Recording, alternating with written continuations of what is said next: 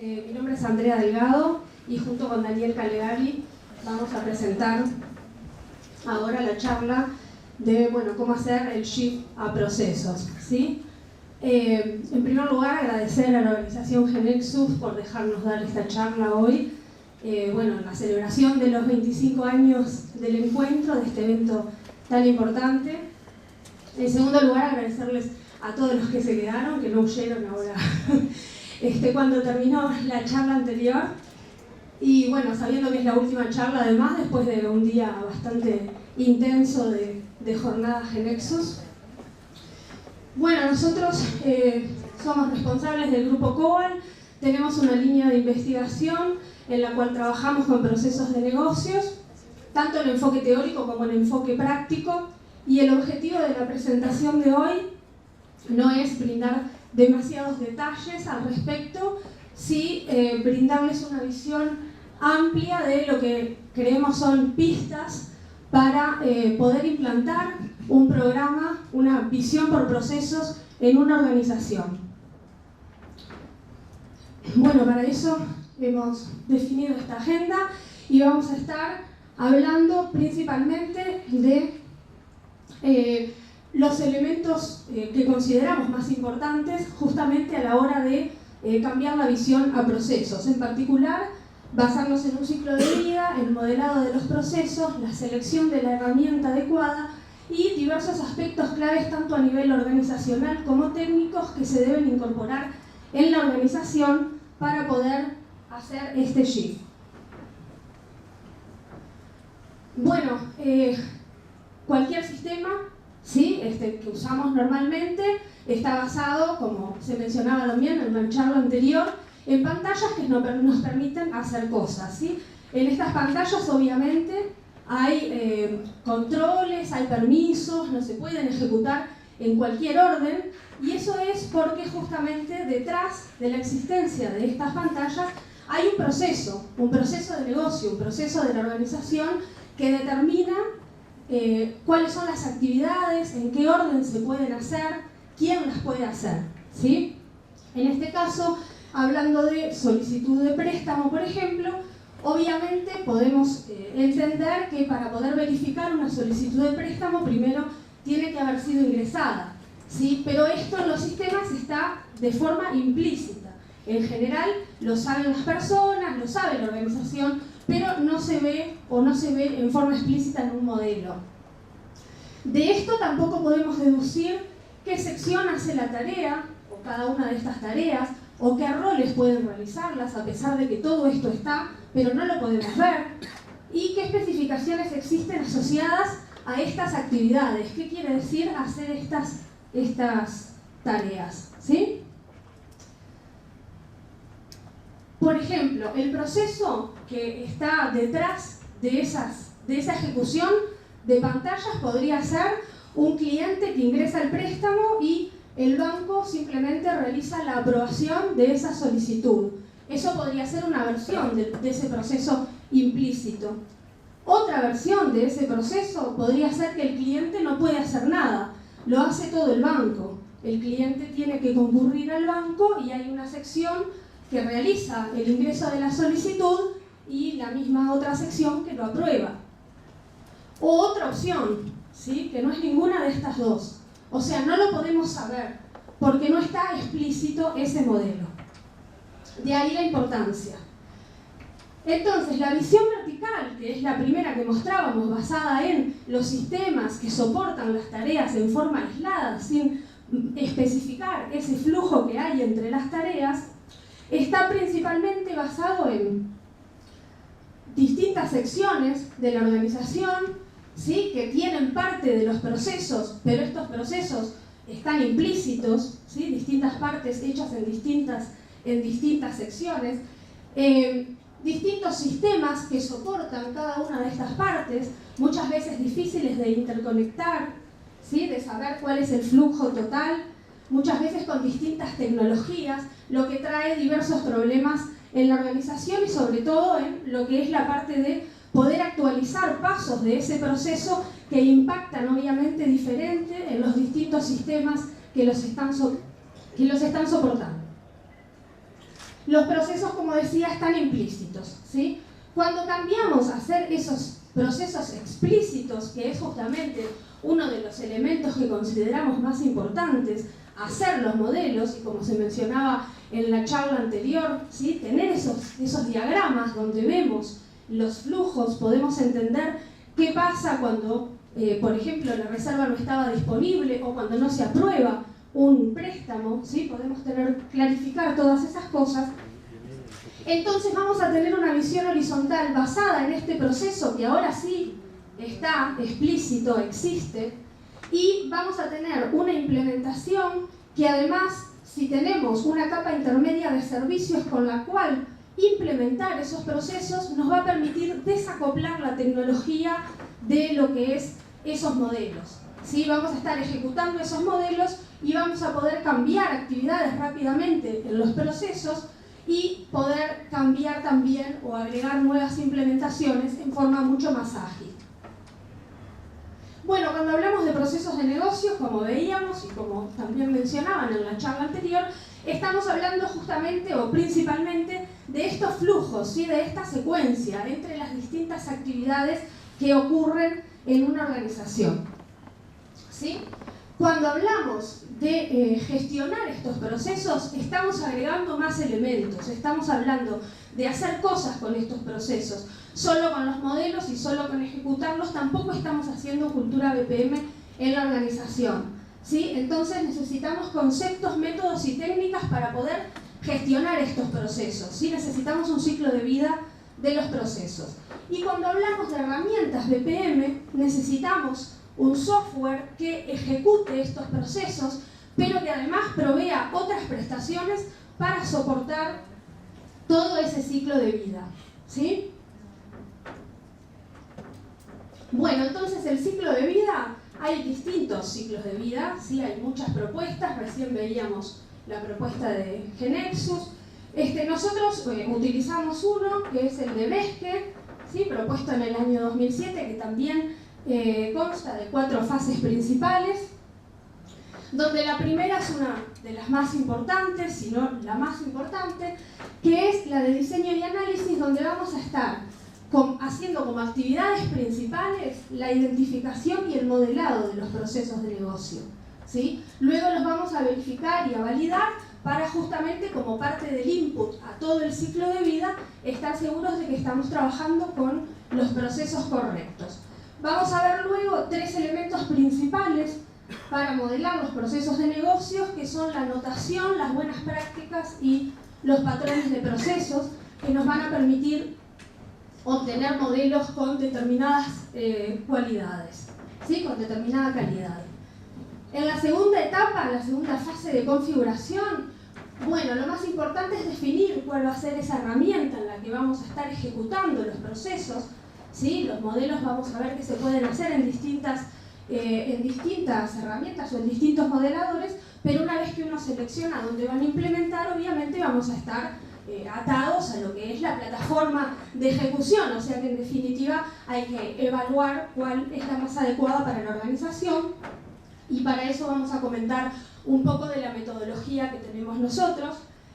Bueno, luego hay que implementar esos modelos, ¿sí? También utilizando buenas prácticas de desarrollo. Implementar en base a modelos, se pueden utilizar muchas de las prácticas que se utilizan en el desarrollo tradicional, más algunas otras cosas.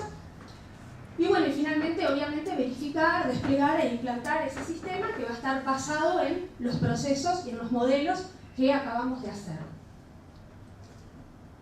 Bueno, la fase de ejecución es la fase de la operativa diaria, es donde los usuarios, las personas están ejecutando esos procesos que en este tipo de sistemas lo que hay es una inversión del control, ¿sí? No es la persona la que va y elige la pantalla, ingresar reclamo o verificar solicitud de préstamo, sino que es el sistema el que, dependiendo de los roles y la precedencia de las tareas, envía o hace disponible en la bandeja de entrada de cada usuario las tareas que le corresponden hacer según la ejecución de ese modelo, ¿sí? Entonces ahí es el sistema el que le va diciendo al usuario lo que tiene que hacer. no como tradicionalmente trabajamos, que es el usuario el que activamente va y elige la pantalla en la cual trabajar, ¿sí? Y bueno, y además vamos a estar, el sistema va a estar, la plataforma va a estar registrando datos de la ejecución de esos procesos para luego justamente poder obtener información de lo que es la operativa diaria. En la evaluación, lo más importante es poder analizar esos datos, ¿sí? Hay distintas técnicas y como dos visiones que vamos a querer obtener información de esa ejecución. Una basada en medidas de ejecución, por ejemplo, cuánto duran las tareas, cuánto duran los procesos, quién trabaja en qué procesos, ¿sí? Y otra que está relacionada con lo que es la minería de procesos o process mining, que permite descubrir información, ¿sí? Con algoritmos un poco más sofisticados que, bueno, que pueden servir también para obtener información importante. Con esto lo que queremos es identificar oportunidades de mejora que nos permitan volver al modelo y cambiar cosas, mejorar cosas, ¿sí? Del modelo y obviamente volver a entrar en todo el ciclo, ¿sí? Volver a hacer una nueva versión de ese modelo, de la implementación, etc.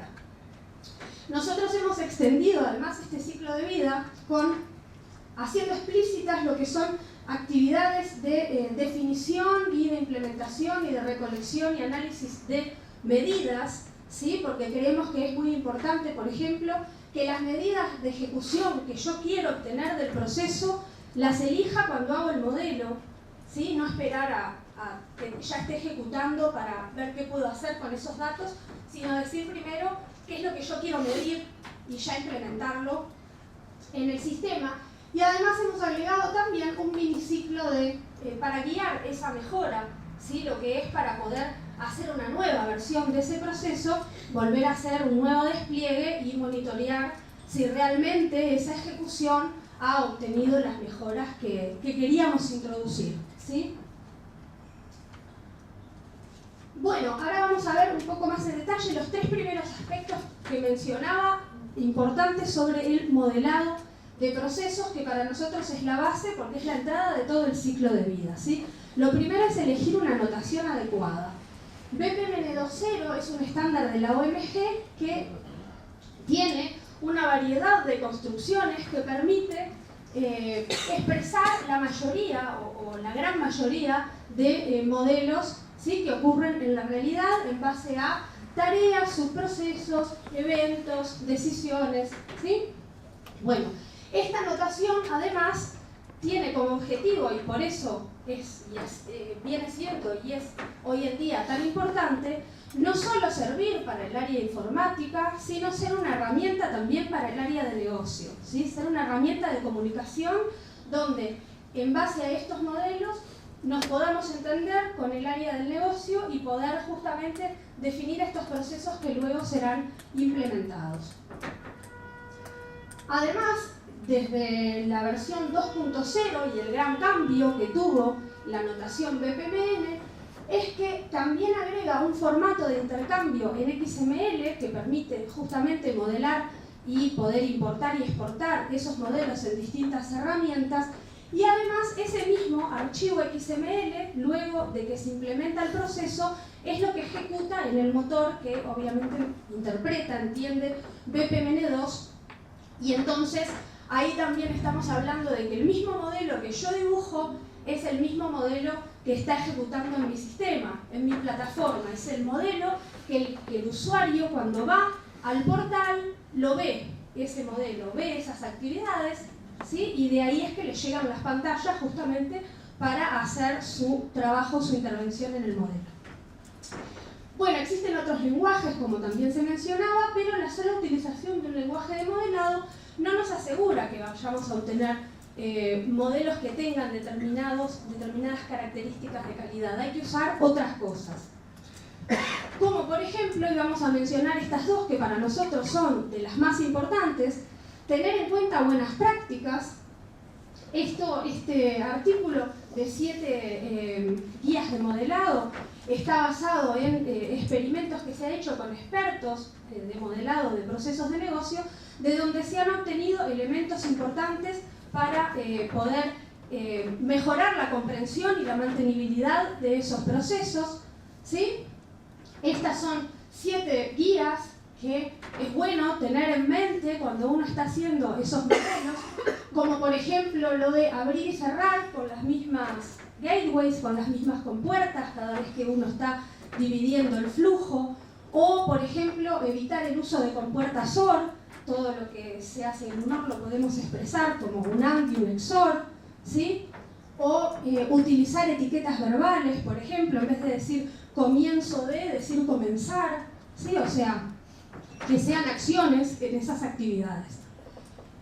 Después, también la utilización de patrones de procesos, que estos que nosotros mencionamos son un poco distintos de los que se mencionaban en la charla anterior. Estos son del grupo de Van der Aalst, están en esta dirección y lo que definen es justamente soluciones a problemas de modelado que en general ocurren cuando uno quiere modelar y que van a impactar en la ejecución, ¿sí? ¿Esto qué quiere decir? Que bueno, yo conociendo los modelos y conociendo cómo estas construcciones se comportan, sé cuando ejecute el modelo lo que va a estar sucediendo, ¿sí? O sea, estoy asegurando en la ejecución determinadas características en esa ejecución, que es lo mismo que, por ejemplo, cuando uno utiliza patrones de diseño para el software, ¿sí? Nos aseguramos que el código va a tener determinada ejecución y determinada calidad. Por ejemplo, en este caso, lo que quiere decir utilizar la compuerta AND para que las actividades B1 y B2 se ejecuten en paralelo, ¿sí? Y bueno, y cerrarlo también para poder este flujo que se hizo la bifurcación, poder nuevamente juntarlo en un único flujo para seguir la ejecución. Y lo mismo, por ejemplo, con el XOR, ¿sí? Que en BPMN viene que se puede utilizar sin la X o con la X, pero significa básicamente lo mismo, basado en datos, ¿sí? Y bueno, que va a permitir ejecutar solo una de esas opciones y para juntarlo también volver a recuperar el flujo. Bueno, ¿se escucha? Sí, perfecto. Hasta ahora hemos visto básicamente aspectos que bueno, pueden ser conocidos por la mayoría de ustedes. ¿Está bien? Los aspectos de modelado principalmente, de buenas prácticas aplicadas en la realización de modelos beneficiosos, digamos, a nivel de la organización. Hay un aspecto que es fundamental para nosotros a la hora de aplicar BPM en una organización, que es la evaluación de BPMS. ¿Está bien? En nuestra práctica no existe un BPMS que sea genérico, el mejor BPMS que existe en el mundo y que sirva para cada organización. Y yo sé que en este momento la comunidad GeneXus está diciendo, traidor, no. Bueno, en realidad lo que sucede con los BPMS es que por lo general es mucho más importante lo que sucede a nivel de la organización que la tecnología que yo le estoy ofreciendo. Nosotros hemos realizado evaluaciones de muchos BPMS y lo que suele suceder es que en una organización en particular, cuando esa organización hace foco en cuáles son las características principales que la organización necesita para implementar BPM en la misma, y uno tiene en cuenta esas características y aplica algún proceso sistemático de evaluación de herramientas, los resultados pueden ser muy variables. Uno puede tener una herramienta muy buena, como lo es Hekiflow, pero dependiendo de las características de la organización, puede ser que esa herramienta quede, entre comillas, mal puntuada en relación de otras que pueden ser funcionalmente no tan buenas como la anterior. Entonces nosotros lo que hemos hecho en varias organizaciones es aplicar un enfoque sistemático para evaluar sistemas BPM. Y ese enfoque básicamente consta de elegir un conjunto de características, dentro de un conjunto de características muy grande, elegir aquellas que son prioritarias para la organización, definir la importancia que para la organización de ese subconjunto de características, armar un conjunto de casos de prueba y realizar una evaluación característica a característica desde dos diferentes perspectivas. Por un lado algunas prácticas, porque la organización les sirve, y por otro lado algunas teóricas que son de información general que puede ser obtenida de documentación, por ejemplo, de las herramientas. A modo de ejemplo, ¿cómo está estructurado esta evaluación? Nosotros tenemos un conjunto de módulos que son técnicos y no técnicos. Dentro de esos módulos un conjunto de características. Verán que aquí dentro de las características técnicas tenemos, por ejemplo, el motor de procesos, y dentro de las características no técnicas tenemos, por ejemplo, la madurez de un BPMS. Y dentro de cada una de esas características, por ejemplo, el motor de procesos, tenemos las características puntuales que queremos evaluar, como por ejemplo el soporte a patrones de workflow o bueno, el poder asociar documentación a determinadas tareas de usuario que uno tenga, ¿no? Realizando este tipo de evaluaciones, a lo que hemos llegado, bueno, este es el super conjunto de características en realidad que existen, pero realizando este tipo de evaluaciones y teniendo por un lado determinada escala de importancia que tienen las diferentes características, es decir, si la organización quiere que una característica sea obligatoria o tiene media prioridad para ella o prioridad baja, y asignando un puntaje a cada una de esa clasificación.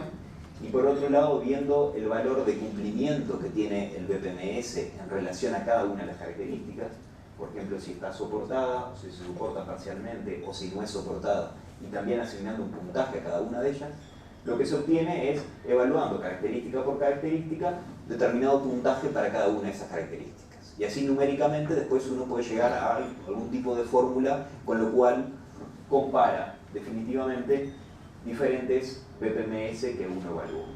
¿Está bien? Todo esto en particular es una evaluación de BPMS, creo que open source, hicimos académicamente con algún proyecto de grado. ¿Está bien? Entonces uno obtiene una visión mucho más general de las herramientas disponibles que uno tiene y dependiendo de las prioridades de la organización, elegirá una u otra. Ahora, yendo al aspecto clave de BPM. Algo que es fundamental y es que BPM es muchísimo más que simplemente modelar procesos, es muchísimo más que simplemente adquirir una herramienta, un BPMS dentro de la organización. En primer lugar, es mucho más que modelar procesos. Uno tiene necesariamente que brindar soporte a todo el ciclo de vida, explicitar los modelos, ver de qué forma los puedo ejecutar, ver de qué forma los puedo analizar. El mayor problema a nivel de la incorporación de BPM en una organización es una cuestión cultural. No es un tema tecnológico en absoluto, sino es cambiar esa visión vertical por la visión horizontal por procesos. Además, se requiere, más allá de los conocimientos que una organización tenga en BPM, se requiere necesariamente que exista un grupo dentro de la estructura organizacional que lleve adelante cualquier iniciativa de BPM. Por lo general, los mayores fracasos que se ven es porque no existe ese grupo o no existe un apoyo real para llevar adelante esa iniciativa. Un caso muy común que sucede en el Estado, por ejemplo, es hacer una licitación, adquirir una herramienta, adquirir la implantación de determinados procesos, terminan esos procesos, hay mantenimiento de la herramienta, pero no hay ningún tipo de apoyo en la incorporación de nuevos procesos y en el mantenimiento de los ya existentes. Con lo cual, la visión de BPM termina siendo un aspecto principalmente cultural. Y para eso es necesario, obviamente, evaluar la cultura BPM que la organización tiene para saber cuál es el nivel de madurez que esa organización realmente tiene. Algo que nosotros hemos visto que sirve mucho para una organización es generar proyectos muy breves para ir generando esa cultura. Proyectos muy breves que involucran realizar determinadas actividades de BPM, como por ejemplo modelado de procesos o implantación a nivel de prototipo de algunos procesos, que permita ir involucrando a los actores clave que tienen e ir capacitándolos para que después se puedan hacer cargo de cualquier otra iniciativa de BPM que pueda existir. Otro aspecto fundamental es no quedarse exclusivamente con yo modelé, yo implementé y estoy ejecutando procesos y sé agregar nuevos, sino agregar cierto soporte para la mejora continua de esos procesos. Es decir, definir desde un inicio indicadores de ejecución de esos procesos que me permitan determinar luego, mientras se están ejecutando, qué tan bien estoy realizando, qué tan eficaces y eficientes están siendo esos procesos para esa organización. Esos indicadores en realidad se identifican desde la primera fase de modelado. Y después, bueno, yo tengo que ver cómo los voy incorporando a nivel de ejecución y cómo los incorporar a nivel de evaluación, que ya está previsto dentro de cualquier ciclo de vida que soporte BPM. En particular, nosotros algo en lo que hemos trabajado es en un modelo de medidas que se llama BPM, ¿sí? Que básicamente define algunas medidas que son generales para cualquier organización, pero también tiene previsto definir medidas mucho más específicas que permiten, bueno, mejorar justamente la mejora continua de los procesos de negocio dentro de esa organización. Como le decíamos, un BPMS, si bien todos proveen funcionalidades similares y si bien hay BPMS que tienen muy buenas funcionalidades, todos tienen fortalezas y tienen debilidades y dependiendo de la organización, la mejor elección que pueda hacer de un BPMS particular. Por lo general, todas las iniciativas BPM que nosotros acompañamos a diferentes organizaciones lo hacemos en base a una metodología que se llama BPSIP, que es una metodología que acompaña todo el ciclo de vida del proceso de negocio, que como les comentó Andrea, incorpora determinados aspectos en cuanto a la medición de los procesos y que permite, bueno, llevar adelante, como les decía, cualquier tipo de iniciativa BPM. A nivel de conclusiones, y ya para ir terminando, el éxito de BPM requiere considerar elementos de diferente naturaleza, no solo elementos tecnológicos como es la incorporación de un BPMS, sino sobre todo aspectos culturales, a todos los niveles de la organización. Más allá del foco que yo haga en los procesos, más allá del interés que exista en esa organización, es fundamental el compromiso y el soporte de los altos niveles de dirección de una organización. Si no existe este compromiso, si no existe ese soporte, cualquier iniciativa de BPM tiene enormes riesgos de fracasar. Algo importantísimo además es toda la parte de capacitación, ¿sí? de inclusión de toda la gente que puede llegar a estar involucrada en algún momento en las actividades de capacitación, en los proyectos de corto plazo, para ir generando esa cultura y después ellos se puedan ir haciendo cargo de lo que tengan que hacerse cargo. En particular, dentro del grupo, trabajamos mucho a nivel de relacionamiento con el medio, ¿sí? Aplicación de metodologías propias, como les comentábamos, de BPSIP o BPSOM, para el desarrollo de software utilizando servicios y procesos de negocio. Hacemos variada capacitación en temas de BPM, como curso de actualización y posgrado. De hecho, creo que la semana que viene arrancamos un nuevo curso de posgrado en la Facultad de Ingeniería. Y desde el 2012 tenemos unas jornadas BPMU, que no sé si las conocen, que es una jornada que mezcla industria con Estado y con academia, y en donde, bueno, es un espacio de interacción a nivel de BPM y que este año se van a realizar el 3 y 4 de noviembre. Esta es la página, pueden ingresar finedui.incoeventos/BPMUI. Se pueden inscribir, el acceso es totalmente gratuito. Si quieren dar charlas, también lo pueden hacer, ahí en la página están las instrucciones. Y bueno, simplemente decirles muchas gracias.